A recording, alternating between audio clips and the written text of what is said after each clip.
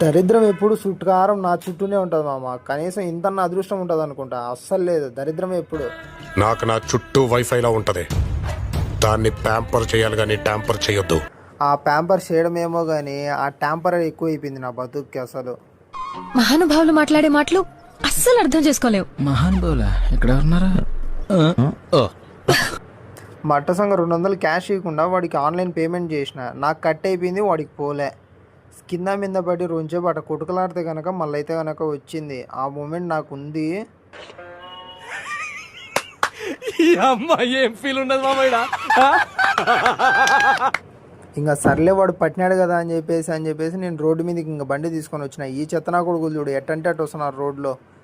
ఈ అమ్మ ఎట్టున్నారా నాయన, ఈడు చూడు ఈయనక్క ఈడు. అరే కొంచెం రోడ్ల మీదకి వచ్చేటప్పుడు చూసుకుంటారా అంటారా స్వామి. పుసుకుమని గుద్ది దింగితే ఎవడు హూ ఈజ్ రెస్పాన్సిబుల్ అండి చెప్పండి మీరే.